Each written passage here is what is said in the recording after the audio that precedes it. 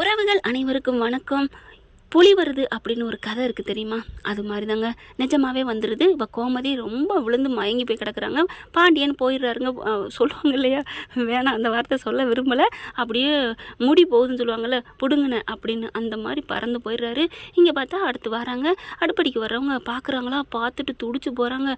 ஐயோ அத்தை அப்படின்னு ராஜி தான் பார்க்குது. அடுத்து ஓடியாராங்க பாட்டி அரசி. என்னாச்சு என்னாச்சு அப்படின்னு சொல்லிட்டு பார்த்தா பேச்சு மூச்சு இல்லாமல் இருக்குது. அதுக்கப்புறம் சரவணன் செந்தில் எல்லாருக்குமே கால் பண்ணி சொல்லிடுறாங்க. அள்ளி அடிச்சுட்டு ஆஸ்பத்திரிக்கு போயிடுறாங்க. சரவணன் என்ன பண்ணாரு, அப்பா அம்மாவுக்கு ரொம்ப சீரியஸாக ஆஸ்பத்திரி கூட்டி போயிட்டாங்க அப்படின்னு சொல்ல, என்னடா சொல்கிற, அப்போ அவன் மயங்கி விழுந்தாலே, என்னப்பா சொல்கிறீங்க, உங்களுக்கு தெரியுமா? ஆமாடா, ஐயோ நான் தப்பு பண்ணிட்டனோ அப்படின்னு சொல்லல. கதிர் அந்த வழியாக வரையில் கால் பண்ணி சொல்கிறாங்க. உடனே கதிர் என்ன பண்ணுறாரு, அப்பா கடைக்கிட்ட வந்துட்டேமேன்ட்டு அப்பா கிட்டே சொல்லிட்டு போகணும் அப்பா கிட்ட வந்து சொல்ல வராரு. அவர் பார்த்தா அதுக்குள்ளே துடிச்சிக்கிட்டு கிடக்குறாரு. ஐயோ நான் பார்க்காம வந்துட்டேனே அப்படின்னு சொல்ல அப்படியே செம்ம காண்டாடுறாரு. அப்படியே கதிர், என்னப்பா என்ன காரியம் பண்ணி வச்சுருக்கீங்க? சரி அம்மா நடிக்கிறதாவே இருக்கட்டும், அதுக்காண்டி என்னன்னு ஒரு வார்த்தை திரும்பி பார்க்க மாட்டிங்களா? இல்லைடா நான் நடிக்கிறான்னு நினச்சேன்டா. அட நிறுத்துங்கப்பா, ஏன்ப்பா இப்படி பண்ணீங்க? இப்போ அம்மாவுக்கு மட்டும் ஏதாவது ஆணுச்சு அவ்வளோதான், நடக்கிறதே வேற அப்படின்னு சொல்லிட்டு அங்கேருந்து கிளம்புறாங்க. வேகமாக பதறி அடித்து ஓடி வராங்க. பார்த்தா என்னன்னு தெரியல, அவங்க மயக்கமாகவே இருக்காங்க, கண்ணு முழிக்க மாட்டேங்கிறாங்க. ட்ரீட்மெண்ட் போயிட்டுருக்கு, பார்த்துட்ருக்கோம், எல்லாரும் வெளியே நில்லுங்க அப்படின்னு சொல்லிட்டு டாக்டர் நர்ஸ் எல்லாம் உள்ளார போயிடுறாங்க. அடுத்து இங்கிட்ட அங்கிட்ட எல்லாம் அலறி அடிச்சுட்டு அம்மா பார்த்தீங்கன்னா ரொம்ப தவிக்குதுங்க. பெத்த மனசுங்கிறது இதுதான். அடி கோமதி, இப்படியா நீ கஷ்டப்படுறதா நான் பார்க்க உன் கூட வந்து இருந்தேன் அப்படின்னு அழுகுது. அரசியிலேருந்து ராஜிலேருந்து எல்லாம் அழுகுறாங்க. அம்மா அம்மா உனக்கு என்னாச்சு அப்படின்னு சொல்லிட்டு, இந்த குழலி எங்கெங்க போச்சு, அந்த பிள்ளைய காணோம் ரொம்ப நாளாக, என்னன்னு தெரியல, அது ஊருக்கு போயிடுச்சு போல இருக்குது, வெளிநாடு போயிடுச்சு போல இருக்குது. இப்போ என்ன பண்ணுறாங்க, மீனா வந்துடுறாங்க. என்னாச்சு அத்தைக்கு, என்னாச்சு அத்தைக்கு என்னாச்சு அப்படின்னு. அந்த பிள்ளை தான் தவிக்குமே, எப்போ பார்த்தாலும் துடிக்குமே. எல்லாரும் ஒரு புல்லு கூட்டுக்கு ஒரு பிரச்சனைனாலே ஓடும். இப்போ அத்தை வேற, ஏன் எப்படி ஆச்சுங்கல மாமா அப்படியே பார்த்து தவிச்சு நிற்கிறாரு. அப்போ தான் சரவணன் சொல்கிறாரு, அப்பா பார்த்துக்கிட்டு தான் இருந்தாராம், அம்மா மயங்கி விழுந்தது அப்பாவுக்கும் தெரியுமா அப்படிங்கல. அவர் கொஞ்சம் நாசுக்காக சொல்லுவார். ஆனால் கதிர் காண்டா சொல்கிறாரு, எல்லாம் அப்பா பண்ண வேலை, அப்போவே பார்த்துருக்கலாம் அப்படிங்கல. மாப்பிள்ளை உங்களுக்கு தெரியுமா அப்படிங்கல தலையை குனிஞ்சிட்டு இருக்காரு. இப்போ அப்படி என்ன பண்ணிட்டா என் புள்ள அப்படின்னு, ஏன் மாப்பிள்ளை இப்படி பண்ணீங்க அப்படின்னு கத்துறாங்க. கதிர் வராரு. அப்பா உங்களுக்கு என்னப்பா பிரச்சனை? ஒவ்வொரு நேரம் நல்ல ஒரு மாதிரி ஹீரோவாக தெரியுறீங்க எங்கள் கண்ணுக்கு, ஆனால் இவர் ஒவ்வொரு நேரத்தில் இப்படி பண்ணிடுறீங்களே ஏப்பா, இப்போ என்ன எங்களுக்கு தெரியாமல் இப்படி கல்யாணம் பண்ணி வச்சுட்டான்னு வருத்தமா, இல்லை இந்த மாதிரி ராஜி நல்ல பொண்ணு இல்லை அப்படி நீங்கள் நினச்சிங்களா? டேய் அப்படிலாம் நினைக்கலடா, அப்படி நினைக்கலன்னா ஏன் இப்படி பண்ணணும்? ராஜி எத்தனை வாட்டி கேட்டிருக்கா, நான் அந்த வீட்டுக்கு வந்தது பிடிக்கலையா, என்னை கல்யாணம் பண்ணி நல்லது தானே பண்ணியிருக்காங்க, நல்லது பண்ண அத்தை ஏன் திட்டுறீங்கன்னு. சரி கோவம் இருந்து ஒரு நாள், ஒரு 10 நாள், ஒரு மாதம், ஒரு 20 நாள், அப்படி ஒரு 2 மாதம் கோவமாக இருங்க. வருஷக்கணக்காக கோவமாக இருப்பாங்க.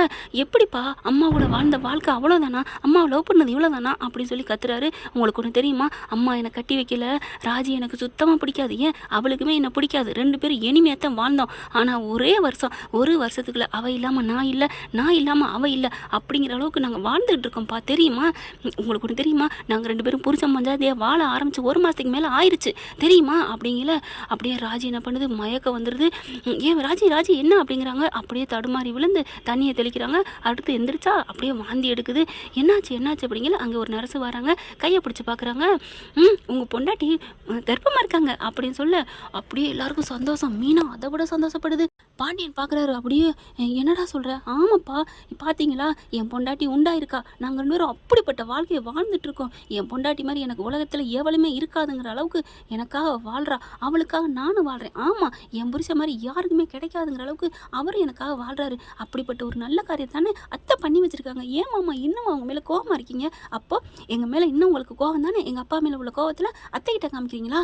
ஐயோ ராஜிமா அப்படிலாம் நினைக்காதப்பா, ஏப்பா அப்படிலாம் பேசுகிற, என்கிட்ட மறைச்சிட்டாலே அப்படிங்கிற ஒரு பயம்தான், அந்த ஒரு இதுதான், மற்றபடி அவன் மேலே எனக்கு எந்த வருத்தமும் இல்லை. என் பொண்டாட்டி என் கூட பேசணும், ஐயோ என் பொண்டாட்டி இல்லாமல் நான் வாழ மாட்டேன், அவளுக்கு மட்டும் ஏதாவது ஒன்றுனா அவள் பின்னாடியே நானும் போயிடுவேன் அப்படின்னு மயங்கி விழுகிறாரு. ஐயோ அப்பா அப்படின்னு தவிக்கிறாங்க. இவரை ஒரு பக்கத்தில் பெட்டில் போகிற அளவுக்கு மயங்கிட்டாரு. அப்புறமா என்ன பண்ணுறாங்க, ட்ரீட்மெண்ட் பார்க்குறாங்க. ஒன்றும் இல்லை, சாப்பிடாமல் இருந்திருக்காரு மனுஷன், அதுதான் அப்படின்னு சொல்லிட்டு குளுக்கோஸ் ஏற்றுறாங்க. இங்கே பார்த்தா அத்தை கண்ணை முழிக்குது, இவரும் கண்ணை முழிக்கிறாங்க. அப்போ ராஜி பக்கத்தில் நிற்கிது. என்னம்மா இப்படி ஆயிட்ட, உனக்கு என்னம்மா? இல்லைம்மா நான் சாப்பிடலம்மா, அதாம்மா அப்படின்னு கோமதி சொல்ல, அடிப்பாவி நீனும் சாப்பிடலையா, நீனும் அதனால தான் மயங்கி விழுந்தியா, என்னம்மா சொல்கிற, நானுன்னா அப்போ வேற யாரு, அங்கே பாரு அப்படின்னு சொல்ல அவரும் மயங்கி கிடக்குறாரு. ஓம் புருஷனும் சாப்பிடலையாண்டி, 2 பேரும் இப்படி பொருத்தமாக இருக்கீங்களேடி, பேசாமல் இருந்தாலும் ஒத்துமையாகவே ஒன்றா இருந்திருக்கீங்களே அப்படிங்கிறாங்க.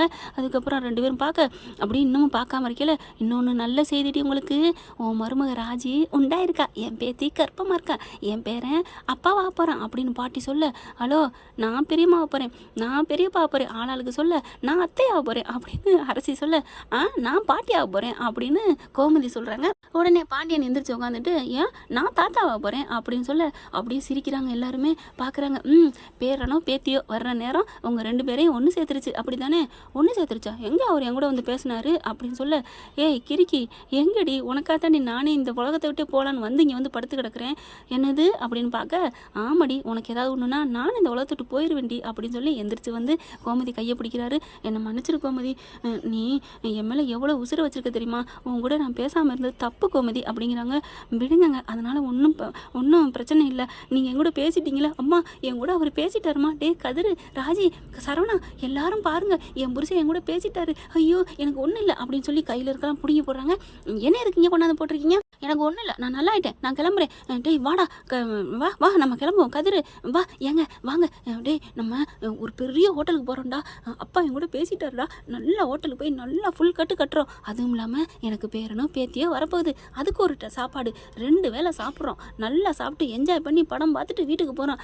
என்னங்க ஓகேவா அப்படின்னு பாண்டியனை பார்த்து கோமதி கேட்க, என் பொண்டாட்டி சொன்னால் அதுக்கு மறுபேச்சே இல்லை. நோ அப்பீல், கிளம்பலாம் மாப்பிள்ளை அப்படின்னு அம்மாச்சி மயங்கி கீழே விழுகுது. அம்மாச்சி நீங்களுமா அப்படின்னு சொன்னோன்னே, என்ன நீங்களுமாண்ணா? யார்? நானும் ஒன்றும் இல்லை அப்படின்னு. ஐயோ நாங்கள் நீங்களுமான்னு கேட்டது ராஜிக்கு மயங்கி விழுந்தாலே அந்த மாதிரி நினச்சி கேட்கல. அப்பா மயங்கி விழுந்தாரு, அம்மா விழுந்தாங்க, அந்த மாதிரி நீங்களும் சாப்பிடலையா, அந்த நீங்களுமான்னு கேட்டோம் அப்படின்னு சொன்ன கையோட, யார் நானாவது சாப்பிடாம இருக்கிறதாவது? யாரடி சாப்பாடு மேலே கோவிக்கிறது? உண்மையான மனுஷங்கன்னா சாப்பாட்டில் கோவிக்கக்கூடாது. என்ன நினச்சிட்டீங்க? நான் ஃபுல் கட்டிட்டு வந்திருக்கேன், அப்புறம் எதுக்கு மயங்கி விழுந்த? இல்லை வெளியில் சாப்பிடணும்னு சொல்லி எல்லாரும் கிளம்புனோன்னே மருமையும் கொஞ்சம் கஞ்சேன்னு கேள்விப்பட்டிருக்கேன். பாத்தியாடி மொத்தலுக்கு அப்படிங்கிற மாதிரி கோமதியை பார்க்குறாரு பாண்டியன். அடுத்து பார்த்தா, என்னத்தை இப்படிலாம் பேசுகிறீங்க அப்படிங்கிறாரு. இல்லை மாப்பிள்ள அப்படின்னு சொல்லிட்டு, உங்களுக்கு அப்படின்னு அப்படியே அரசி ராஜி என்ன பண்ணுது, அம்மாச்சியை அடிக்க போகிறாங்க. அடுத்து மீனா என்ன பண்ணுது, செந்தில்கிட்ட பணத்தை கொடுங்க. இல்லடி மீனா, இல்லை அப்படிங்கிற, கொடுக்குறீங்களா இல்லையா அப்படின்னு சொல்லல, மனசே இல்லாமல் அப்பா அப்படின்னு கூப்பிட, என்னடா அப்படின்னு கேட்குறாங்க. மாமா உங்ககிட்ட வாங்கினேன் 10 லட்சம் இந்தாங்க அப்படின்னு கொடுக்க, டேய் அதெல்லாம் வேணாண்டா, நான் சும்மா கேட்டேன்டா வச்சுக்கடா அப்படிங்கிறாரு. மாமா அதெல்லாம் சொல்லக்கூடாது, அப்பே வேணான்னு சொன்னோன்னு கொண்டுட்டு போக பார்க்குறாரு. அட கொடுங்க அப்படின்னு பறித்து கொண்டாந்து, இந்தாங்க அத்தை நீங்கள் வச்சுக்கோங்க, உங்களுக்கு பேரம்பேத்தி பிறக்க போகிற நேரம் 10 லட்சம் பணத்தை கொடுத்துருக்கான் அப்படின்னு கொடுக்க, நிஜமாவாடி அப்படின்னு அதுக்கு ஒரே சந்தோஷம். என்ன ஃப்ரெண்ட், இப்படி போனால் நல்லா தானே இருக்கும். பார்க்கலாம் என்ன நடக்க போகுதுன்னு. தேங்க்யூ. இந்த வீடியோ உங்களுக்கு பிடிச்சிருந்தா தயவு செய்து லைக் பண்ணுங்க. இன்னும் அப்டேட்ஸ்க்காக சேனலை சப்ஸ்கிரைப் பண்ண மறக்காதீங்க. நம்ம கிட்ட இருக்க எல்லா சேனல்ஸோட லேட்டஸ்ட் வீடியோ அப்டேட்ஸ்க்காக மேல ரைட் சைடுல காட்டுற லிங்கை கிளிக் பண்ணி வாட்ஸ்அப் குரூப்ல ஜாயின் பண்ணுங்க. உங்களிடம் விடைபெறுவது நான் உங்கள் மெஹர்.